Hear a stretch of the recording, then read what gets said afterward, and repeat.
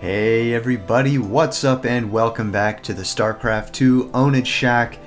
It is David here bringing you Master League Quest episode 30, and today it's going to be a Terran versus Terran played on the map Antiga Shipyard. Pretty awesome map, I think, for Terran versus Terran because it's one of the most mech-friendly maps out there, so that is quite great. I played a few Terran versus Terrans over the past couple days. Some of them were on Shakura's Plateau, and I have to say, I just hate that map for mech now. It is the most annoying thing ever. In theory, it looks like it's okay, but the fact of the matter is you can't really take a third there until much later than on this map. Safely with mech, that is. And when you are, like let's say you do take a third fast and they don't punish it, well, what happens is they'll just start dropping in your main, and you might think, oh, we'll just put missile turrets up. Well, yeah, you can. But the trouble is that what they do is they'll drop their Marines and Marauders in the hallway behind your main and shoot the turrets from the low ground.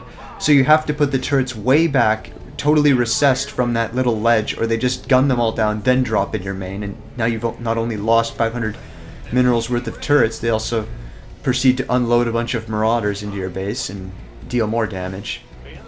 And even if you do put them back, if you recess them into your main, what they can then do is just take like 5 medevacs and drop those, and the turrets will not kill them fast enough. So I just hate that map for mech now. I actually have it on my cancel list, along with Metalopolis and Tal'Dur Malter, all terrible mech maps, in my opinion at least. Just maps I don't feel comfortable on. And so now you're going to see a lot more mech-friendly maps here in my gameplay. So that's my little spiel about Shakura's Plateau. Just don't like that map for mech. Not fun at all. I was very upset to lose to that guy, especially when I killed like 50 SCVs with my Hellions. But it's really my fault for not canceling it sooner. Anyway, so for Terran vs. Terran these days, I've been going back to an old Terran vs. Zerg build. Well, it's not really old in the fact that it's still used quite a bit today. It's the Reactor Hellion Expand. And the difference between my Reactor Hellion Expand in this matchup versus Terran vs. Zerg is that I will follow up that command center in the Terran vs. Zerg matchup with either another factory or more barracks if I'm going for biomech. In Terran vs. Terran, with this build, you need to get a starport after your factory, or rather after your command center, just because if you don't, you'll lose to Banshees immediately. So it's something you have to take into consideration here. It's something I've been doing quite a bit, and I have to say I'm loving this build. It's just really safe, I think. It stops quite a bit of all-ins or pressure builds. And yeah, I think that's a great thing to have in your arsenal. It's a really safe, solid macro build. So, as you can see, I will be putting a reactor on this barracks in just a second here for my factory. And there it goes. Now, this build did have some issues as I killed the SCV there trying to scout in the past, in that I found myself kind of mineral blocked at the start, so I've delayed the second gas quite a bit now compared to what it was before, and that's actually made this build a lot more refined and crisp. I believe I talked about this in one of my previous Master League episodes. I'm not sure exactly which one, but it's a recent one anyway. And so you're going to see the effects of that here. So down goes the command center. This is when I typically be taking that second gas, right about now, after I build those 2 Hellions. But for this game, you don't need that gas, for this matchup rather, because you are not going to be building siege tanks until much later. And that is somewhat risky, by the way.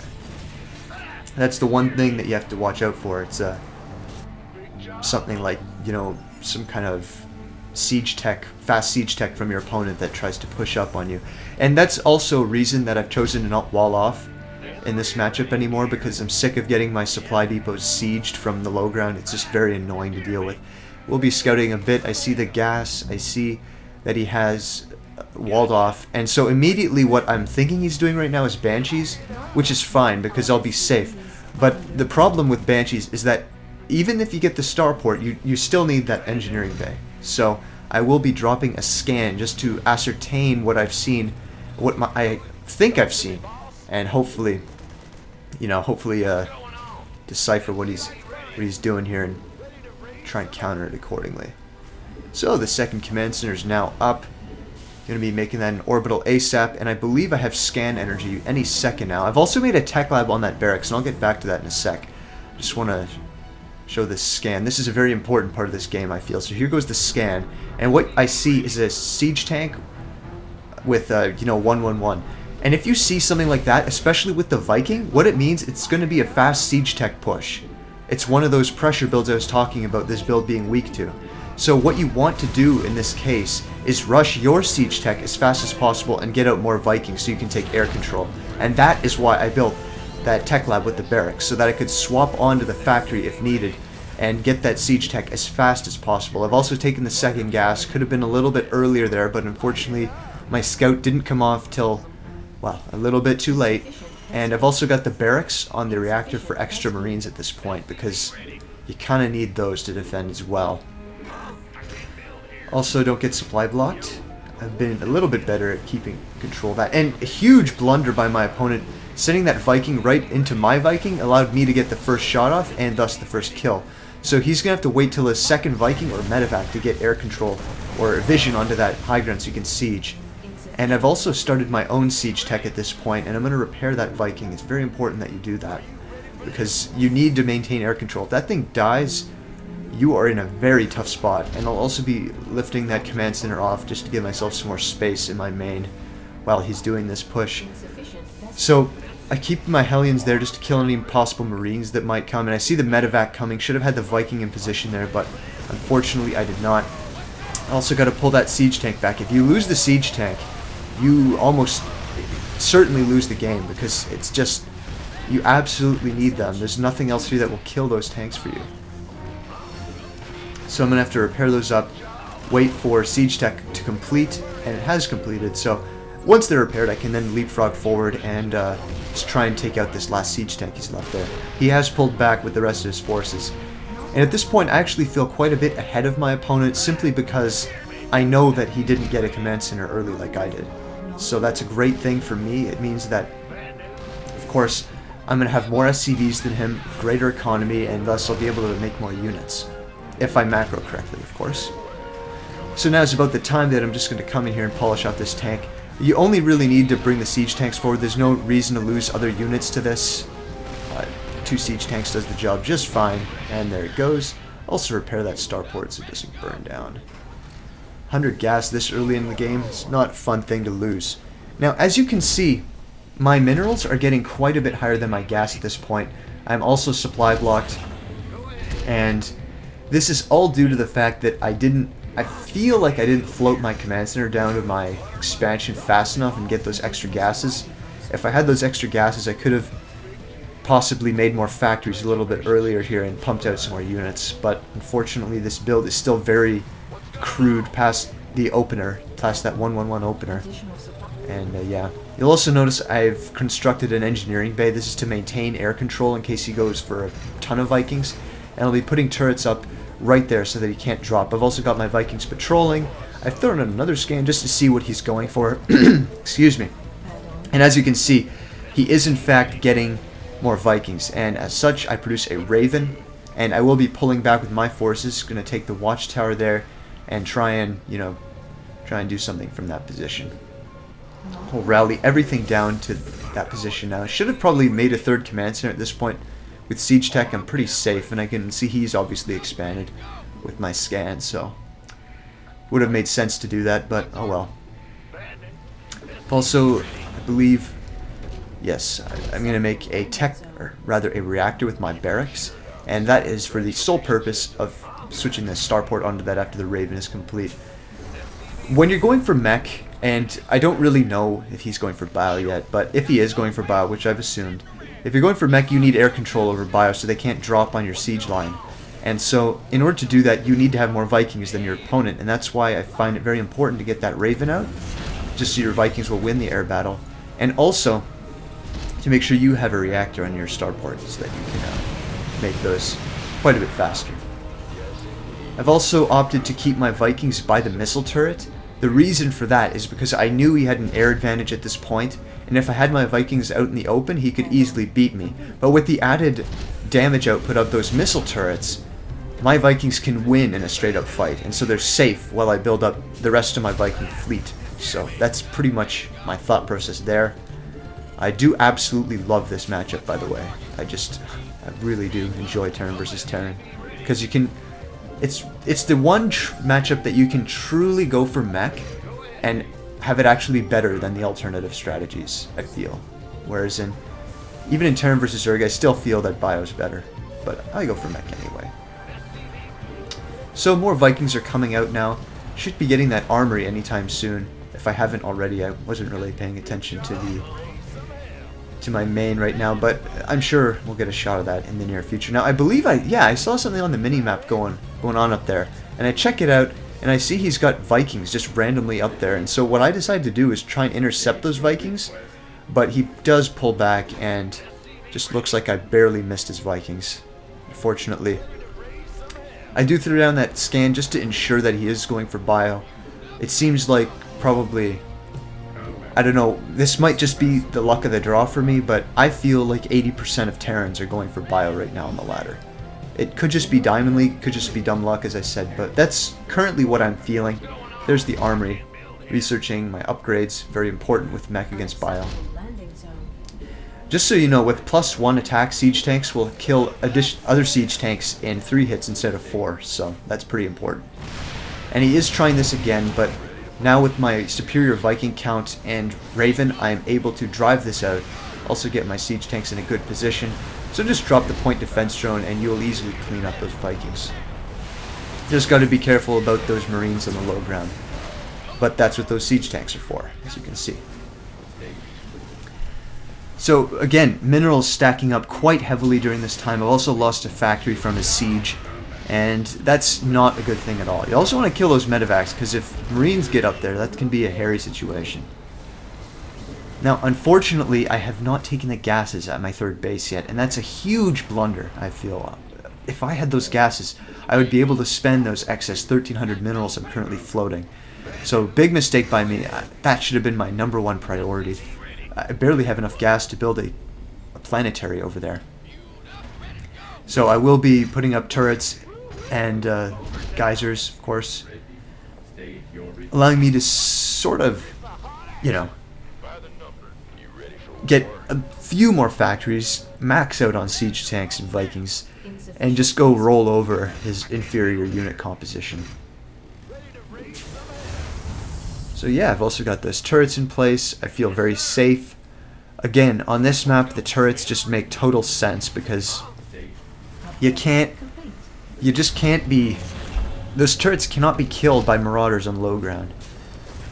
By the way, I do really hate marauders. I'm sure I've mentioned that before, but I just wanted to point that out. I hate that unit so much. So, building my 4th base now. Also going to get, oh, well, I guess not. I should be researching +2 for my siege tanks now, but looks like I missed that the upgrade had already finished. Another careless error by myself, but as I've said before, don't really get much practice in this matchup. All my practice partners, or most of them at least, are Zerg players, in fact, so don't really have many Terran practice partners, and don't really have many Protoss either, so those are my 2 weakest matchups. Also, I've had lots of fun this week getting rolled over by Colossus High Templar. It's pretty hard to beat that if you've never played Bio in your life. Oh, excuse me, I'm sorry. Had a frog in my throat. So, I should be floating that command center over to the gold base when it finishes. I'm also, that's very uncharacteristic, having a bunch of energy on my orbital. If you have energy on your orbital in this matchup, I mean, sure, it doesn't really make sense to drop mules because they're so useless in Terran versus Terran if you're going for mech. But I could at least be scanning his unit composition just to make sure he's not tech switching randomly. Getting caught by like a bunch of battle cruisers or, you know, I don't know, like marauders, just random things like that. It's not a fun situation. You never want to lose to a random tech switch, so it's important to make sure that that does not happen. And as I take my 4th base here, I'm going to want to move my siege line up into position and take that watchtower. He really can't contest this area just because I have like way more siege tanks than him. And furthermore, also another thing I want to point out is the fact that I did send my Hellions around the map there. I didn't mention that, but it's very important to do that just to make sure he's not taking hidden expansions, which he is at liberty to do with his current unit composition. He's going for Marine Tank, which I'm sure it helps deal with the Vikings a tiny bit. But honestly, guys, if you really want to beat mech, you need to go for Marauder Siege Tank. It's just way better. Way, way better. So I'm pretty much maxed now, and that's the time when you're going to want to sort of push forward with your siege tanks and hopefully make some more factories. Unfortunately, I did forget about that in this game. I'm also getting that high-sec auto-tracking. And I see that, wow, that is a lot of Vikings, so I'm going to be pulling those bad boys back. I do not want to engage in a Viking fight right now. And in order to challenge his air superiority, I will be throwing down additional starports. I've also secured more refineries. Seems to be what this matchup is all about, really. And that's going to allow me to just pump out more siege tanks, more Vikings, more upgrades, all those things that really just make your mech army shine. So with these last siege tanks, this puts my siege tank count at probably about 25-ish. And with 25 siege tanks, it really just makes any unit composition except 25 other siege tanks die very fast. And with my +2 finished, I will be getting an additional armory to start ship weapons and plating while I finish up my mech upgrades at the first armory. So I've also got a few Marines there. Might as well just sack those, to be honest. They don't really serve a purpose at this point in the game. And with those extra starports, I will begin to challenge his air superiority. First, I will do this by just picking off a few stray Vikings that kind of just, you know, it went a little bit too far away from the pasture. And as you can see, he does try that epic siege tank drop technique. Don't let it happen though, just unsiege your tanks. It's very easy to deal with. Unfortunately, huge blunder by myself. I let the Raven die. It goes right out of range of those point defense drones. And that's just absolutely unnecessary. It shouldn't have happened that way. Huge mistake. But at the same time, I have now regained air superiority, and in a few seconds here, I will be able to challenge his Viking lead once and for all by just moving mine across. You can see that he's actually phasing out Marines at this point in favor of more siege tanks, and that's a smart idea. But the problem with that is that he doesn't have the infrastructure necessary to, you know, fully keep up with me in siege tank production. I started out with factories. He's got a bunch of useless barracks now, and what that does is it means he simply just can't make as many. I'll also be scanning just to make sure he's not going for like the mass battle cruisers, because you need to be careful about that, as I mentioned earlier in the cast. And now that I'm maxed with nice upgrades and what I feel is a strong Viking lead, I'm going to just push up my siege line. I take huge amounts of damage from his, but you know, wow, that was actually very sloppy. But now with my Viking lead, I can actually clean up all his Vikings. If the Marines run forward to help out, they get shredded by those tanks. And I've also got +1 on those Vikings as well, I believe, so I should be able to just strongly counter what he has there. Also, I'll build additional factories any second now, but those factories are all very late. There they go, I think. Yeah, there's some more factories. These should have been done ages ago, but fortunately, didn't happen that way. So, what do? I don't know. Just got to work on my macro a bit in this matchup. So I'll continue to reinforce that siege line. +3 weapons is almost done, and that's going to be really powerful. Ship weapons is almost done as well. Looks like it was not done at the time I said it was. And it's still got 2 point defense drones there. They just run out. And I do notice that he's finally taken his gold base, scanned just to make sure he's not, you know, he doesn't have more units than me. That's going to let me move my siege line up even further and just do terrible amounts of damage. Terrible, terrible damage. Sick amounts of damage, as I used to say, against his just lesser siege tank and Viking count. Also, because I have the high ground advantage here, I'm going to unsiege those 2 tanks and just siege them up so he can't mine from the gold base anymore. Also, with my upgrade now complete, I will be finally just doing this last Viking battle once and for all. I did actually check the replay. He didn't have +1 on his Vikings yet, so that's why this battle turned out the way it did. It was quite one-sided. Even with reinforcing Vikings, my numbers are just too great. And with that +1, they just really shred through his Vikings. And with only a couple siege tanks left there, I'm going to unsiege my entire line and just move into this and end the game.